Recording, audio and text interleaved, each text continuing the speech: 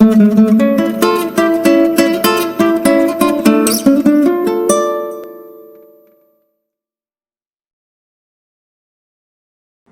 बार और परमेश्वर की महिमा के लिए परमेश्वर ने मुझे तैयार किया, इसके लिए मैं धन्यवाद देता हूँ। विशेषकर ब्रदर मनीष सलोत्रा, ये उत्तरी भारत से है और मैं पर्सनली इनको नहीं जानता, शायद ये मेरे मैसेज सुनते होंगे।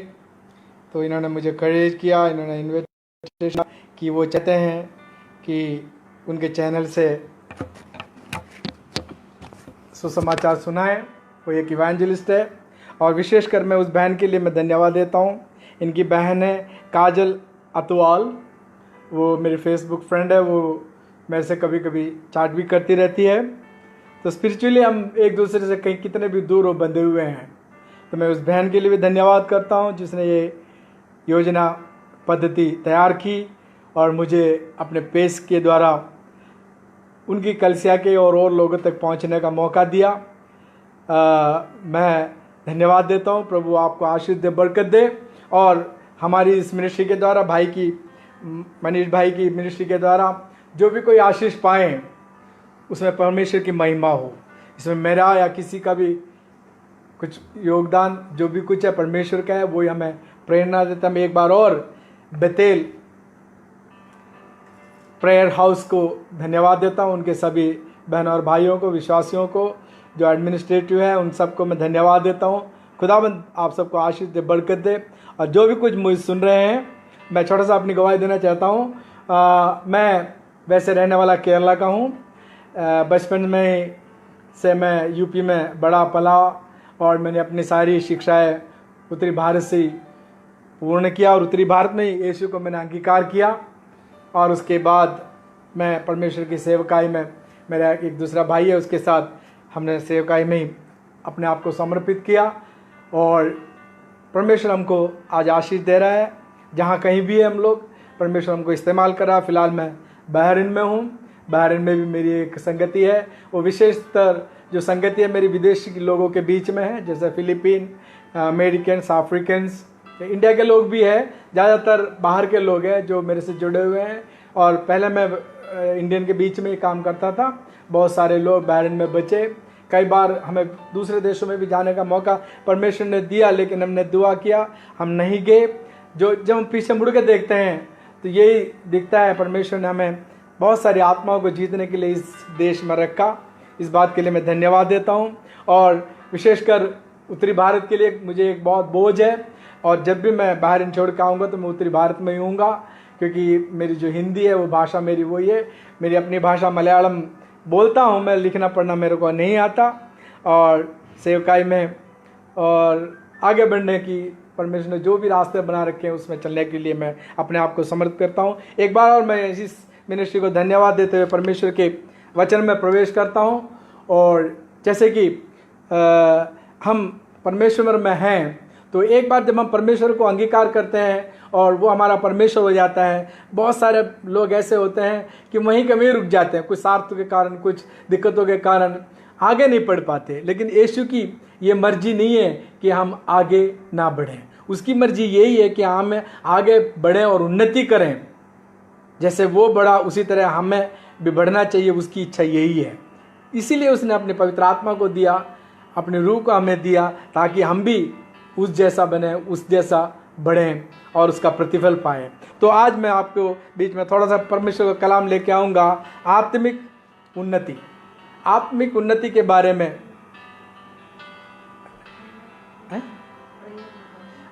बोलूँगा। उससे पहले मैं वचन पढ़ने से पहले मैं उस वचन को लेकर दुआ करूँगा। तो हमारा जो आज मनन करना होगा आत्मिक उन्नति, जस्ट हम दुआ करें। हे पिता परमेश्वर, मैं अपने आप को तेरे हाथ में समर्पित करता हूँ। अपने पवित्र आत्मा की अगुवाई से मुझे दर्शन दे, वचन का ज्ञान दे, ताकि मैं तेरे लोगों से बात कर सकूं।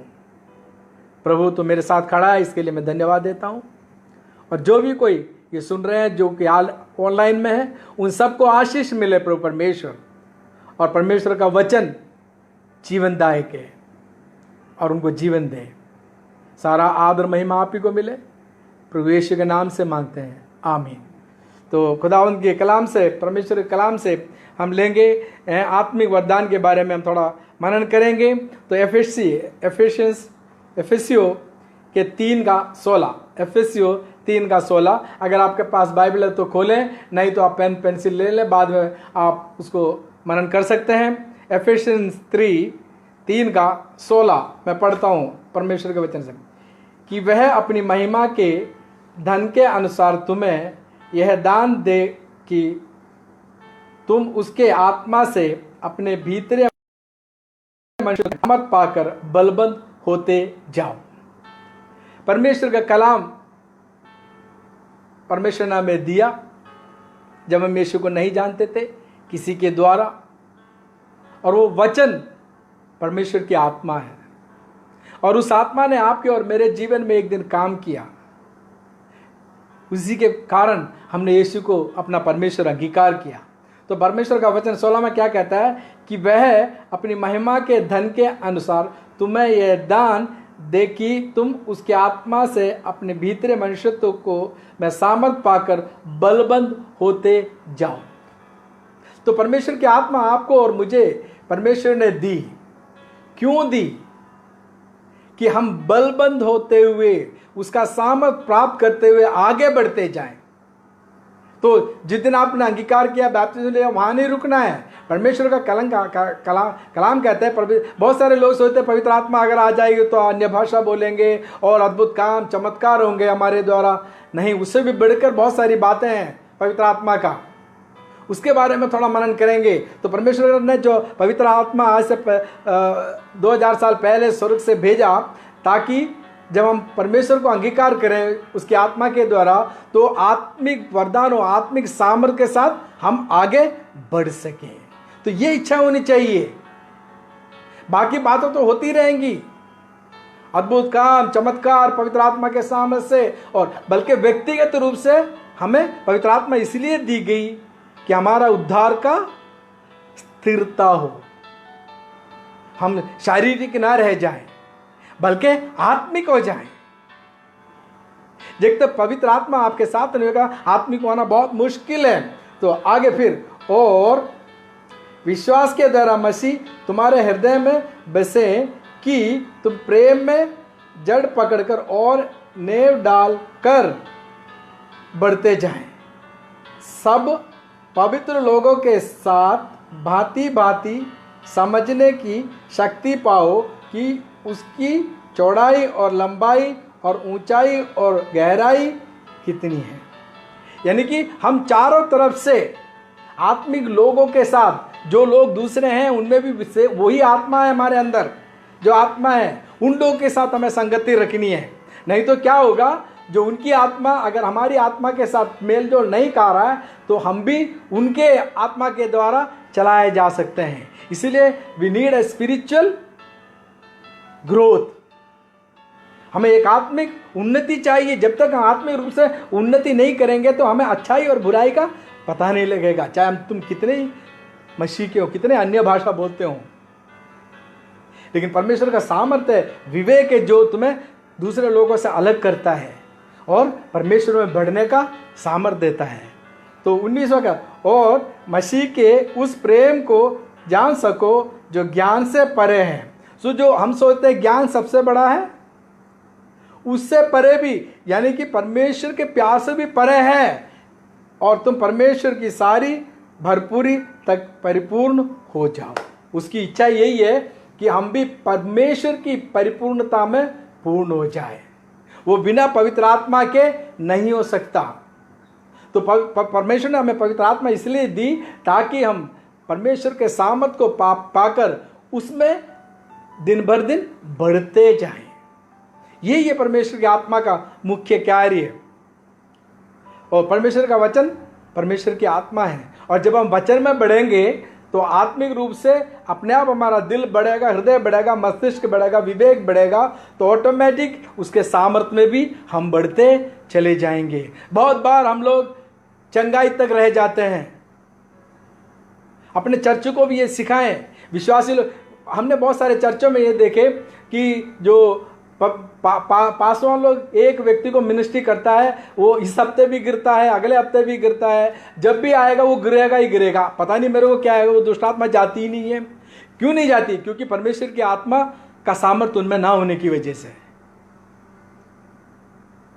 आप ये मत सोचना कि अभिषेक हो रहा, उनका अभिषेक नहीं हो रहा, वो दुष्ट आत्मा है। क्योंकि जो अभिषेकित व्यक्ति दुष्ट आत्मा के सामने जब होगा तो ऑटोमेटिक वो गिरेगा और वो चलता ही रहेगा, चलता ही रहेगा। और कुछ चर्च में 2-4 आदमी होंगे, वो सोचते हैं कि बस इनको दिखाते रहो, लोगों को, लोग देख के अद्भुत काम हो रहा है, आओ आओ आओ। उद्धार नहीं हो रहा है। एक दिन जो सेवकाई कर रहा है वो भी, जो जिसकी सेवकाई, वो सब परमेश्वर के सामने खड़ा होना है। हमने देखे कुछ लोगों को सालों तक गिरते ही रहते हैं, बस 2-4 पास्टर भी ऐसे रखते हैं, ऐसे रख के पास्टर भी बोलता है ठीक है ऐसे रहने दो ताकि दूसरे लोग देख के आते रहें। मेरी तो पद्धति यही है कि एक आदमी के साथ अगर दुष्ट आत्माएं हैं, उसके साथ समय बिताकर उसको छुटकारा दो। छुटकारा देकर परमेश्वर सम्मान करेगा और आप आगे बढ़ोगे। क्योंकि परमेश्वर का कलाम कहता है उस जैसा बनना है, उसके कलाम में बढ़कर। हालेलुया। मैं उम्मीद करता हूं आप समझ गए। नीति वचन में हम चलते हैं। नीति वचन 4, नीति वचन का 4 का 20 और 21। नीति वचन 4 उसका 20 और 21 में परमेश्वर का वचन क्या कहता है? हे मेरे पुत्र, मेरे वचन ध्यान धर के सुन और अपना कान मेरी बातों पर लगा। परमेश्वर का वचन पर कान लगाना परमेश्वर की मर्जी है।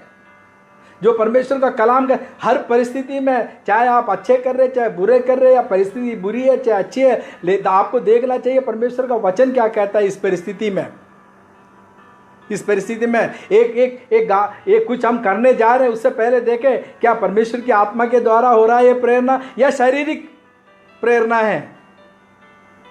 क्या कहता है? ए मेरे पुत्र, मेरे वचन ध्यान धर के सुन और अपना कान मेरी बातों पर लगा। हमारी कान कब लगेगा? जब हम पवित्र आत्मा से भरे हुए होंगे। परमेश्वर के कलाम में आपको अपनी आंखों ओट न होने दें, वरन अपने मन में धारण कर। परमेश्वर के वचन को अपने मन में धारण करके रख। जैसे पवित्र आत्मा को हमें ग्रहण करना है, तब हमारी जिंदगी में बढ़ोतरी होगी। तो ये सब आत्मिक बढ़ोतरी है। आगे एक और वचन देखते हैं, इब्रानियों 5 का, इब्रानियों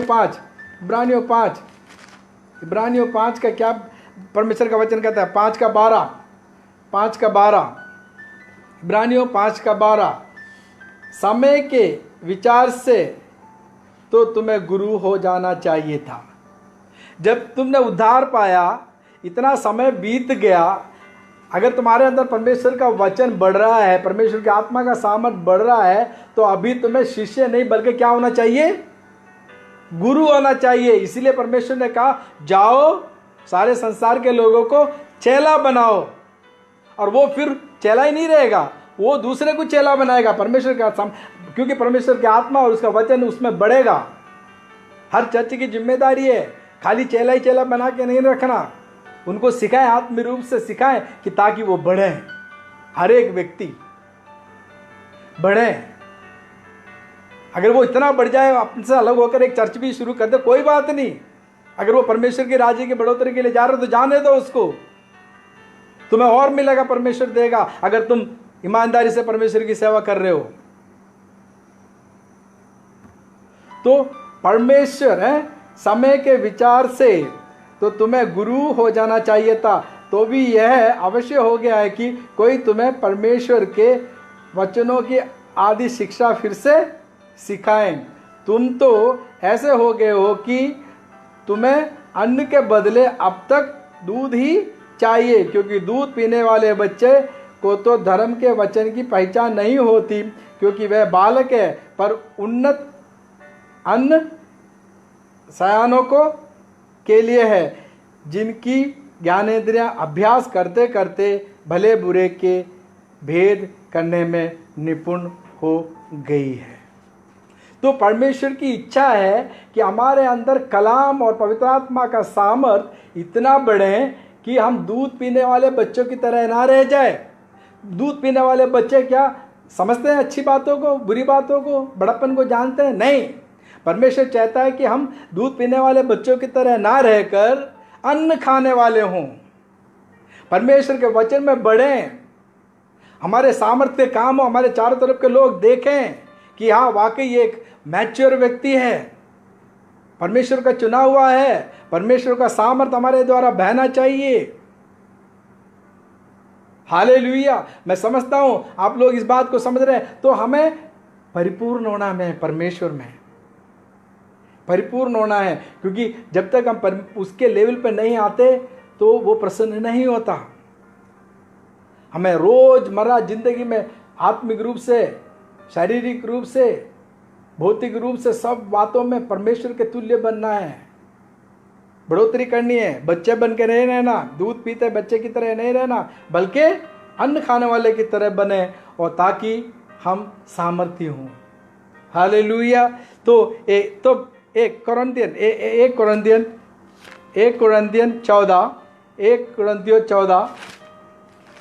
कुरिन्थियन 14 का कलाम आप देखिएगा, परमेश्वर का कलाम क्या कहता है।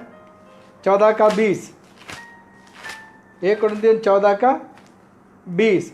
हे भाइयों, तुम समझ में बालक ना बनो, बालक ना बनो, बुराई में तो बालक रहो, बुराई करने में तो इंसान इनोसेंट रहो, ताकि हम जानते ही नहीं इन बातों को, बुराई क्या होती है। उन बातों में बच्चों की तरह बनो, परंतु समझ में सियाने बनो, आत्मिक बातों के लिए सियाने बनो। समझ रखो मुझे क्या करना चाहिए, क्या नहीं करना चाहिए, किस संगति में जाना चाहिए, किस संगति में नहीं जाना चाहिए। जब हम अपने आप उसमें मैच्योर होंगे, तभी हम सब आत्मिक बातों का भी पहचान कर पाएंगे। जब तक हमें सही वचनों का ज्ञान नहीं होगा तो हमें कोई भी भरमा सकता है। आज के जितने प्रॉफिट्स आते हैं इसी का फायदा उठाते हैं। अगर चर्च अच्छी तरह से कलाम को सिखाएं, वचन को सिखाएं, तो जो अनजान प्रॉफिट है आकर दो प्रोफेसी को ऐसे मत लो, हल्का मत लो। पुराने नियम में देखो, पुराने नियम को यदि आप ध्यान से देखें, प्रॉफिट कभी भी आम आदमी के पास ज़्यादा नहीं गए। किन के पास गए? उन लोगों के पास जिनकी जरूरत थी, नबियों के पास, राजाओं के पास हैं, और कुछ पुरोहित के पास। उनके पास परमेश्वर का संदेश जनता के लिए लेके जाते थे। आज तो सब लोग क्योंकि भरमा रहे हैं, आज तो किसी का बारे में पता करना बहुत आसान है, बहुत आसान है। टेलीफोन नंबर, गाड़ी का नंबर, कार नंबर, ये तो सब पब्लिक है। परमेश्वर यूं ही नहीं बोलता रहता। अगर आपका विश्वासी सही तरह से पढ़ाया गया हो तो वो भटकेगा नहीं। और सबसे पहली बात, एक बात मैं बताऊं, जो लोग भविष्यवाणियां सुनने के लालच रखते हो, जो लोग जाके पूछते पर दुआ करके मुझे बताओ, वो लोग परमेश्वर की आत्मा से नहीं चलाए चलते। उनके अंदर 100% दुष्ट आत्माएं हैं। क्योंकि परमेश्वर ने कहा है कि तुम चिंता मत करो, तुम मेरे पामर, तुम्हारे चित्र बना हुआ है, मैं तुम्हारी देखभाल करने वाला परमेश्वर। वो सिखाते ही नहीं है इस बात को कि परमेश्वर तुम्हारा देखभाल करने वाला, तुम्हारा जो भविष्य परमेश्वर के हाथ में है। वो 24 घंटे अपने हथेली पर लेके घूमता है, फिर भी हम ढूंढ रहे भविष्य। जो भविष्य के खोज में रहते हैं वो इमैच्योर है, और उनमें कोई शक नहीं है। जो लोग भविष्यवाणी सुनने के लिए जिस कलीसिया में जाते हैं वो वर्स्ट है, मैं उसको सिद्ध कर सकता हूं। क्योंकि परमेश्वर कहता है कि तुम किसी बात की चिंता मत करो, तुम मेरे हथेली पर हो। सुबह शाम वो देखता है, और वो किसी का बुरा करने वाला परमेश्वर नहीं है। और लोग सोचते हैं पिछला जानता है परमेश्वर, परमेश्वर पिछला कुछ नहीं जानता। अब आप पूछेंगे कैसे, पिछला क्यों नहीं जानता? उसने कहा मैं तुम्हारी कितनी गुनाहें हैं वो सब मैं समुद्र की गहराई में डाल दूंगा, फिर मुड़ के नहीं देखूंगा,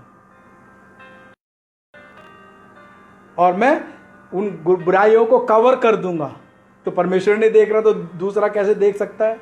दिखा देगा परमेश्वर? I don't believe in that. So maturity is not of any kind of evil things. Maturity is the power of God, the maturity in the word of God. परमेश्वर में, सामर्थ्य में और उसके वचनों में है.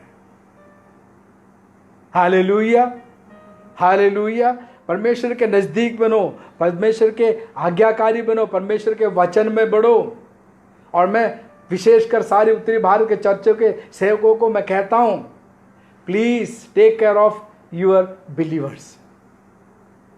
आपको भी, उन बिलीवरों को भी परमेश्वर के सामने खड़ा होना है. इन भौतिक वस्तुओं के लालच में नहीं, आत्मिक वरदानों से उनको भर दो, आत्मिक रूप से उनको बढ़ने दो. स्थिर हो जाओ, दिन बहुत नजदीक है. अपने आप को संभालो. और मैं एक वचन और पढ़ता हूं, एक पत्रस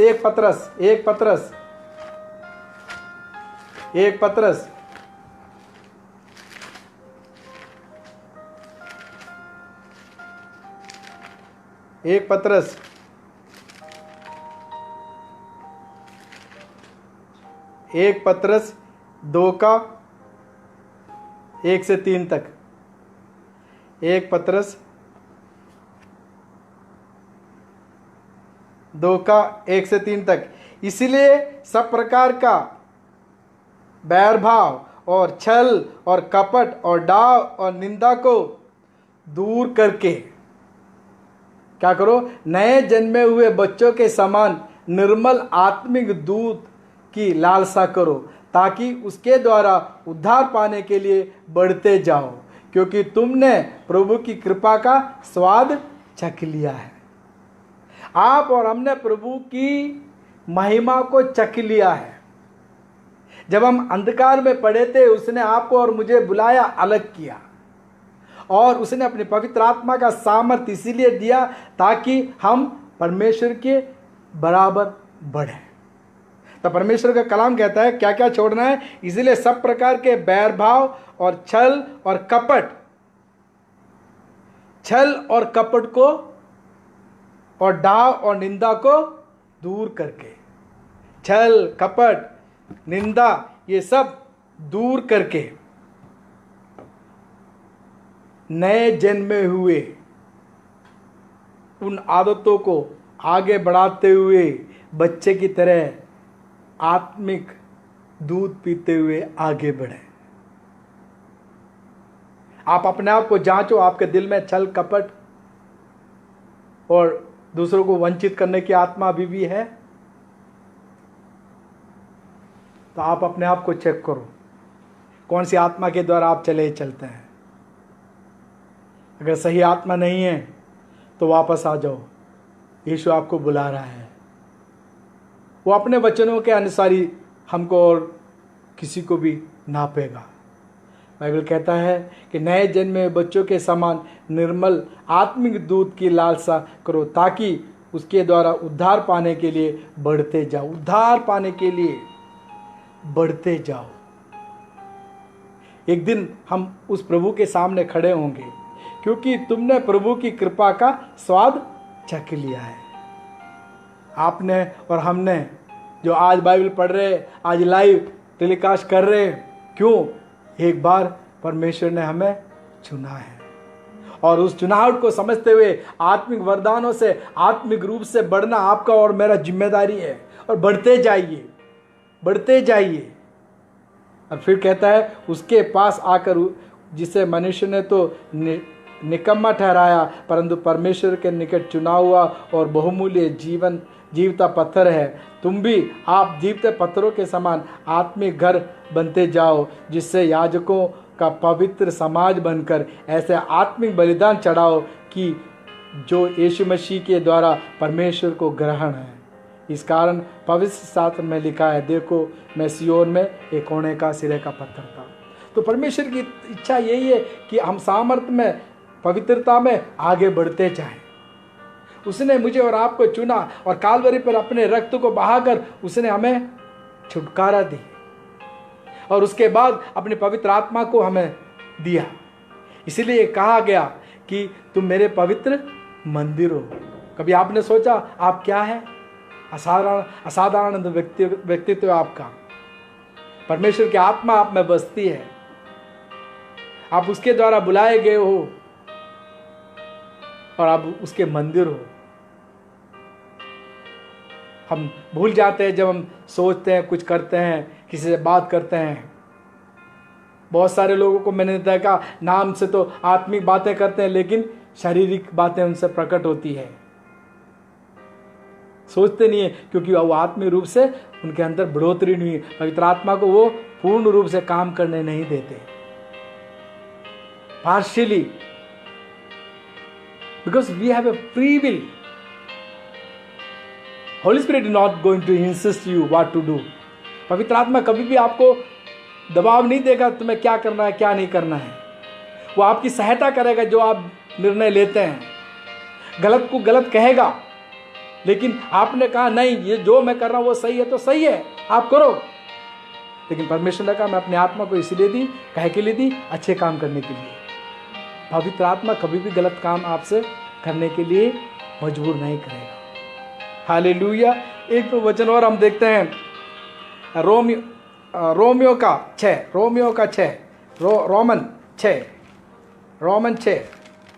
रोमन 6 अध्याय खोलिएगा। रोमन 6 उसका 5, रोमन 6 का 5। क्योंकि यदि हम उसकी मृत्यु की समानता में उसके साथ जुड़ गए हैं तो निश्चय उसके जी उठने के समान में जी जुट जाएंगे। हम जानते हैं कि हमारा पुराना मनुष्य उसके साथ क्रूस पर चढ़ाया गया ताकि पाप का शरीर व्यर्थ हो जाए और हम आगे को पाप की दासत्व में नहीं रहें, क्योंकि जो मर गया वह पाप से छुटकर धर्मी ठहरा। इसलिए यदि हम मसीह के साथ मर गए तो हमारा विश्वास यह है कि उसके साथ जिएंगे भी। Hallelujah, what a wonderful. परमेश्वर ने कालवरी पर अपने आप को बलिदान किया। मैं हमेशा एक बात कहता हूँ, मानो हम एक दुकान पर जाते हैं दूध लेने के लिए, तो क्या करते हैं, दूध वाले को पैसे देते हैं, बाद में दूध का थैला हमें मिलता है। तो अभी हमारे पास क्या है, दूध का थैला है, पैसा दुकानदार ने ले लिया। इसी तरह से हमारी गुनाहों को यीशु मसीह ने कालवरी पर ले लिया और उसके बदले में उसने हमें क्या दिया, उसकी अपनी पवित्रता तुम्हें और मुझे दिया। तो हमारे पास अभी क्या है, गुनाह है नहीं, पवित्रता है। लेकिन हम भूल जाते हैं इस बात को। परमेश्वर ने हमारी सारी गुनाहों को अपने आप ले लिया और उसने अपनी पवित्रता को हमें दे दिया। इसीलिए कहते हैं कि हम धर्मी हैं, इसीलिए हम कहते हैं, लेकिन हम भूल जाते हैं इस बात को। बाइबल में कहा क्योंकि यदि हम उसकी मृत्यु के समानता में उसके साथ जुट गए हैं तो निश्चय उसके जी उठने के समानता में जी भी उठेंगे। हम जी भी उठेंगे जैसे वो जी उठा, जैसे वो मारा गया, गाड़ा गया, बपतिस्मा द्वारा हमने भी अपने गुनाहों को मार दिया, गाड़ दिया। जैसे यीशु मसीह जी उठा, हम भी उसी तरह से जी उठेंगे। क्या हम में से नहीं चाहते ऐसे जी उठना? हर एक चाहता है, लेकिन हमारे कर्म क्या है? कर्म क्या है? हम जानते हैं कि हमारा पुराना मनुष्य थे उसके साथ क्रूस पर चढ़ाया गया ताकि पाप का शरीर व्यर्थ हो जाए। तो पाप का शरीर जो व्यर्थ शरीर था, जिस भी उम्र में तक आप बिना यीशु के जिए, वो आपका पाप का शरीर था, व्यर्थ था उस शरीर का। लेकिन परमेश्वर की महिमा है, उसकी करुणा है, उसकी दया है, उसने सही वक्त पर आपको और मुझे चुन लिया और अलग किया और अपने क्रूस के बलिदान के द्वारा हमें छुटकारा दिया और हम आगे को पाप के दासत्व में ना रहें। हम अब we are no more under sin. हम अभी दास नहीं है गुनाहों के, क्योंकि हमारे ऊपर पवित्रता काम कर रहा है। उस पवित्रता में बने रहने के लिए, मसीह में बढ़ने के लिए हमें क्या करना पड़ेगा? हमें उसकी आज्ञाओं को मानना और उसकी इच्छा के अनुसार चलना पड़ेगा। वो हमारा परमेश्वर है, उसने तुम्हें और मुझे छुड़ाया है दासत्व की चंगुल से। तो आगे देखिएगा, क्योंकि जो मर गया वह पाप से छुटकर धर्मी ठहरा। तो जो मर गया, तो अभी हम अधर्मी है, धर्मी है, धर्मी है। धर्मी बनाए रखने के लिए हमें आत्मिक रूप से बढ़ना पड़ेगा, पवित्र आत्मा का सामर्थ्य से चलना पड़ेगा। इसलिए यदि हम मसीह के साथ मर गए तो हमारा विश्वास यह है कि उसके साथ जिएंगे भी। Hallelujah. So no more death will rule over us, we will live as he is living. जैसे वो जीवित है, जैसे वो जी रहा है, उसी तरह से मैं और आप भी जिएंगे।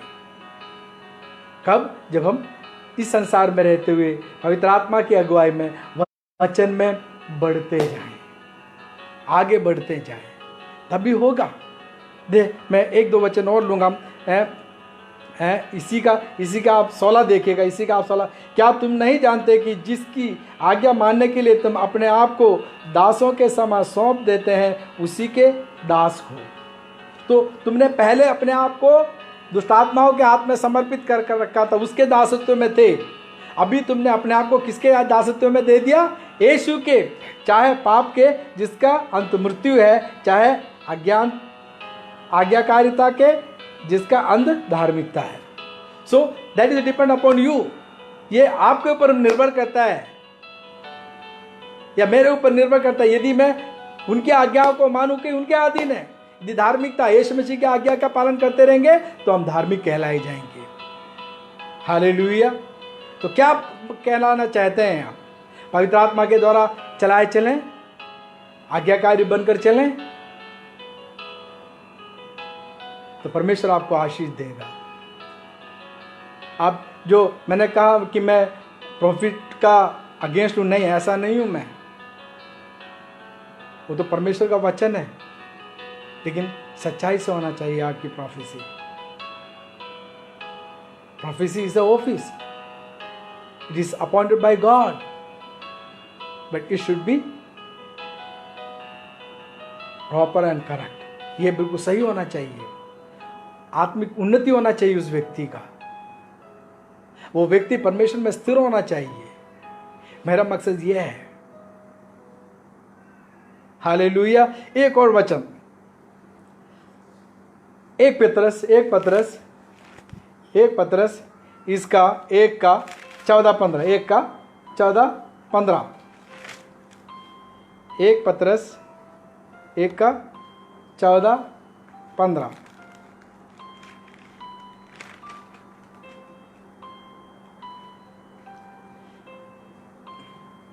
एक पतरस 1:14-15। इस कारण अपनी बुद्धि की कमर बांधकर और सचेत रहकर उस अनुग्रह की पूरी आशा रखो जो यीशु मसीह के प्रकट होने के समय तुम्हें मिलने वाला है। आज्ञाकारी बालकों के समान अपनी आज्ञाता के समय की पुरानी अभिलाषाओं के सदस्य ना बनो, है, पर जैसे तुम्हारा बुलाने वाला पवित्र है, वैसे ही तुम भी अपने सारे चाल चलन में पवित्र बनो। क्योंकि हमारा परमेश्वर जिसने हमें बुलाया, अलग किया, हमें उसकी पवित्रता में आगे बढ़ना है, क्योंकि वो पवित्र है। ये आत्मिक बढ़ोतरी।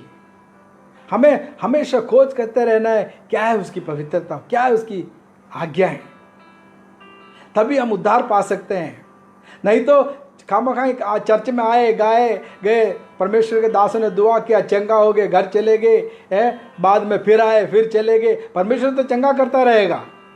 वो 10 कोढ़ी आए थे, उनमें से 10 को 10 चंगे हुए, एक ही परमेश्वर के साथ बना रहा। 9 का क्या हाल रहा पता भी नहीं है। बाइबल फिर उसके बारे में कुछ कहते नहीं है। इसका मतलब ये नहीं हुआ कि परमेश्वर ने उनको दोबारा कोढ़ी कर दिया होगा। अगर कोढ़ी हो जाते जरूर वो फिर यीशु को ढूंढ के आते, लेकिन यीशु ऐसा नहीं करता। वो नहीं है उद्धार। उद्धार क्या है? आत्मिक वरदानों से बढ़कर यीशु के लेवल का बनना।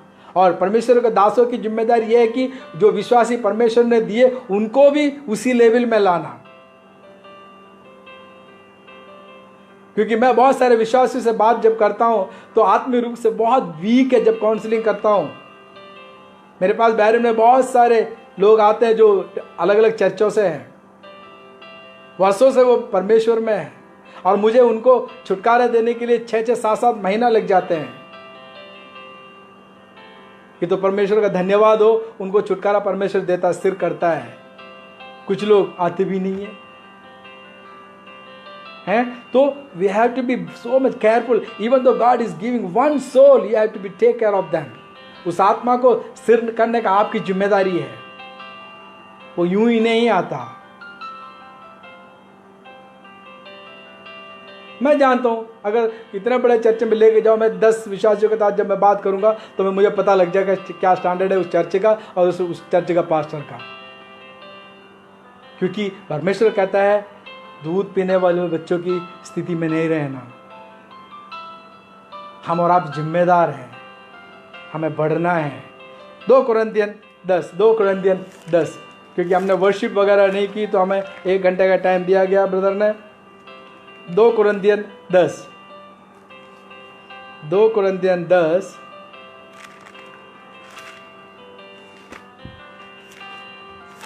खोलिएगा। 2 कुरिन्थियन 10वां अध्याय 10 का 3।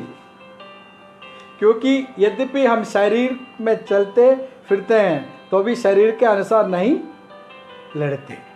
हम शारीरिक है, बोर्न अगेन होने से पहले भी शरीर हमारा ही था, उसके बाद भी शरीर है। क्योंकि हमारी लड़ाई हथियार शरीर नहीं पर गढ़ों को ढा देने वाले के लिए परमेश्वर के द्वारा सामर्थ्य है। क्यों शरीर में कोई परिवर्तन नहीं है? क्यों परमेश्वर का वचन क्या है तुम आत्मिक रूप से बढ़ो? क्योंकि शरीर वो ही है, लेकिन बाइबल कहता है शरीर मर चुका जैसे यीशु मरा, और जो शरीर मर गया उसको दोबारा जो जीवन दोगे आप परमेश्वर के आत्मा के द्वारा जीवन दो। और वो जो दूसरी आत्मा वो ढूंढती रहती है आपको, कब ये परमेश्वर की आत्मा के अलग होगा। तो परमेश्वर कहे क्योंकि यद्यपि हम शरीर में चलते फिरते हैं तो भी शरीर के अनुसार नहीं लड़ते, क्योंकि हमारी लड़ाई के हथियार शारीरिक नहीं। अभी हमारा लड़ाई जो है शारीरिक नहीं है। इवन तो मैं एक आपको खास बात हूँ, आप सोचते हैं कि आपका भाई आपका शत्रु है, या आपका पड़ोसी आपका शत्रु है, या आपका देखो दुष्ट आत्माओं को काम करने के लिए 2 चीज चाहिए उसको। एक तो या तो इंसान का शरीर चाहिए या किसी जानवर का शरीर चाहिए, क्योंकि आत्मा अपने आप में कुछ नहीं कर सकता। तो वो ढूंढता रहता है कि हो सकता है आपके भाई को इस्तेमाल करे आपके खिलाफ, उसके अंदर घुस जाएगा और आपके खिलाफ, आपकी बीवी के साथ, आपके बच्चे के अंदर हो सकता है वो आत्माएं जो आपके खिलाफ काम करेंगे। तो परमेश्वर का वचन क्या कहता है? क्योंकि हमारी लड़ाई हथियार शारीरिक नहीं है पर गढ़ों के ढा देने के लिए परमेश्वर के द्वारा सामर्थ्य है। इसलिए हम कल्पनाओं का और हर एक ऊंची बात का जो परमेश्वर के पहचान के विरोध में उठती है खंडन करते हैं, और हर एक भावना को कैद करके मसीह का आज्ञाकारी बना देते हैं। तो हमारे शरीर को आज्ञाकारी बनाना है। वो कैसे बनेगा? जब हम आत्मिक रूप से बढ़ेंगे। हमारी जो लड़ाई है किसी व्यक्ति से नहीं है, बल्कि जो हवा में काम करे दुष्ट आत्माओं से है। बहुत सारे लोग कहते हैं पास्टर मैं तो उस आदमी से तो बहुत जलता हूं, मुझे अच्छा नहीं लगता। क्यों नहीं लगता? उस आदमी की कमी की वजह से नहीं है, उसके अंदर जो दुष्ट आत्मा है तुम्हारी कमजोरी की वजह से तुम्हारे खिलाफ काम कर रहा है वो। तो हमें चाहिए आत्मिक रूप से बढ़े और उसका प्रतिरोध करें, अपना भी उद्धार हो, उस व्यक्ति का भी उद्धार हो। उसे प्रेम से जीते, उसे क्या करें? प्रेम से जीते। तो प्रेम कहां से आएगा? पवित्र आत्मा के द्वारा। नहीं तो हम भी रिटालिएट करेंगे, जैसा वो है वैसा वो, हम भी ईर्ष्या रखेंगे उससे, हम भी उससे लड़ेंगे, वो जो कुछ कहेगा उसकी जवाब हम भी देंगे। वो व्यक्ति समझ लेना जो ऐसा करता है वो दुष्ट आत्मा के चलाए चलता है, चाहे वो कितना अन्य भाषा बोलता हो, कितने अद्भुत काम उसके द्वारा होता हो, क्योंकि वो पवित्र आत्मा के द्वारा चलाया नहीं चलता। क्योंकि हमारी लड़ाई आत्मिक है। जो आत्मिक लड़ाई आपको और मुझे मालूम है कैसा है, उसमें दोनों का उद्धार होता है, अपना भी उद्धार होता है, जो हमारे साथ खिलाफ हो रहा उसका भी उद्धार होता है, क्योंकि परमेश्वर की आत्मा प्यार लाता है। तो हम तो किसी के साथ बिटरनेस रख ही नहीं सकते, ईर्ष्या रख ही नहीं सकते। ये आत्मिक बड़ापन, अपने आप को बदलना है? अपने आप को परमेश्वर की आज्ञा के अनुसार आगे बढ़ना है। भजन संहिता 119, भजन संहिता 119, भजन संहिता 119,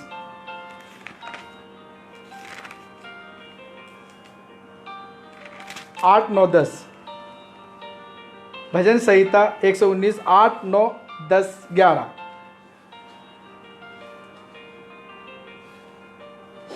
मैं पढ़ सकता हूं? ओके, मैं पढ़ता हूं। जवान अपनी चाल को किस उपाय से शुद्ध रखें? जवानों के लिए कैसे रखें? तेरे वचन के अनुसार सावधान रहने से। तो जवान लोगों को चाहिए, उनको सिखाना चाहिए परमेश्वर का वचन क्या कहता है। कुछ घमंडी लड़के होते हैं, वो सुनते नहीं, वो सोचते हैं कि हम सब कुछ जानते हैं। इस टाइप के लोग अपने चर्च में कैसे होते हैं? स्ट्रबन बोलते हैं उनको। आते हैं, सब कुछ करते हैं, लेकिन वो आत्मिक रूप से बढ़ते नहीं है। आधा उनका शारीरिक है, आधा क्या पूरा ही शारीरिक है। कभी भी आधा और ज़्यादा तो होता ही नहीं है परमेश्वर में। बहुत सारे लोग होते हैं, कुछ कुछ तो परमेश्वर में, कुछ कुछ no, either he will be in the with the evil और विद गॉड। बाइबल सेज वचन अपनी चाल को, जवान अपनी चाल को किस उपाय से शुद्ध रखते हैं? तेरे वचन के अनुसार सावधान रहने से। They will move according to the word of God. मैं पूरे मन से तेरी खोज में लगा हूँ, मुझे तेरी आज्ञाओं के वार से भटकने ना दे। मैंने तेरे वचन को अपने हृदय में रख छोड़ा है कि तेरे विरुद्ध पाप ना करूं। सो जवान लोगों के लिए परमेश्वर का वचन कहते हैं आत्मिक रूप से बढ़ने के लिए उनको चाहिए day night meditate the word of God, परमेश्वर के कलाम का मनन करे, ताकि वो इंस्ट्रक्शन मिले। जब भी हम गुनाह करेंगे तभी वो वचन आपको याद आएगा, सही क्या है, क्या ये जो मैं कर रहा हूं परमेश्वर के वचन के अनुसार है कि नहीं। हर एक व्यक्ति को, चाहे छोटा है चाहे बड़ा है, हमें चाहिए वचन के अनुसार चलें। मैं भी 2 बच्चों का बाप हूं, वही 2 लड़कियां हैं। बचपन से आज तक उन्होंने कोई ऐसा काम नहीं किया जिससे कि हम उनको डांट सकें। वो बचपन से उनकी माँ ने वचनों में उनको बढ़ाया। फेसबुक पे वो भी है, अनसन फोटो नहीं पोस्ट करते वो अनकर, क्योंकि हमने कभी नहीं रोका। They know, I am proud of them, even though they don't chat unwanted with anyone, because क्योंकि वो बचपन से इन्हीं बातों को देखते आ रहे, मेरा पापा किसको क्या सिखा रहा है। अपनी टेस्टिमनी को बनाए रखते हैं वो लोग। उनके काम क्या है? पढ़ना, लिखना, खाना, पीना, ड्रेस, अच्छे ड्रेस लेती है वो हमसे पूछ के, बिना हमसे दूर भी होके भी वो हमसे कंसल्ट करती है, पापा मम्मा कैन वी बाय दिस। भाई they send photos from shop. So जब हम जवानों को उसी हिसाब से, they are very mature spiritually. So वो परमेश्वर के आज्ञाकारी जब हम बनेंगे, उनके अंदर वचन होगा। हमसे अभी दूर है तब भी वो फ़ोन करके बोलते थे हम इस काम के लिए जा रहे हैं और इतने टाइम में वापस आ जाएंगे, बाद में हम फ़ोन करेंगे। क्यों उनकी माँ ने बचपन से परमेश्वर के वचन से सिखाया। We are care free wherever they are, because they know the word of God. They are mature spiritually. Without our prayer, they never sleep. Every day they call, wherever they are. रोज हमें बुलाते हैं, papa mamma where you are, come and pray for us. Why? Because that way we brought up them. उसी हिसाब से मैं कहता हूँ बहुत सारे होंगे ऐसे, मैं नहीं कहता, मेरे ही बच्चे हैं, धन्य है उनके माता पिता, परमेश्वर ने उनको सिखाया। Hallelujah, hallelujah. मैं पहली बार अपने बच्चों के बारे में कहीं पुलपिट पर बोल रहा हूँ, पता नहीं क्यों, क्योंकि ये वचन ने मुझे छुआ। क्या कहा? जवान अपनी चाल को किस उपाय से शुद्ध रखे, तेरे वचन के अनुसार सावधान रहने से। मैं पूरे मन से तेरी खोज में लगा हूँ, मुझे तेरी आज्ञाओं की वाट से भटकने ना दे। मैंने तेरे वचन को अपने हृदय में रख छोड़ा है कि तेरे विरुद्ध पाप ना करूं। Hallelujah. This is the way God speaks to the young people. You have to grow. It is the responsibility of church and parents to bring up their children in the word of God. Later you will not regret. Hallelujah. Give instruction to them. Observe them what they are doing. Are they following the word of God? It is very easy to teach, to implement in our own personal life, in personal family life. It is very difficult. Hallelujah. Thank you. Just final word we to go. Philippians 6, फिलिपियों का चौथा, फिलिपियों 6,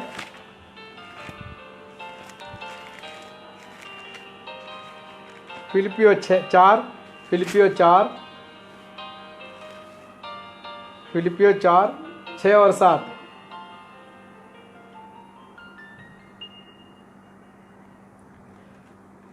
फिलिपियों 4 का 6, 7।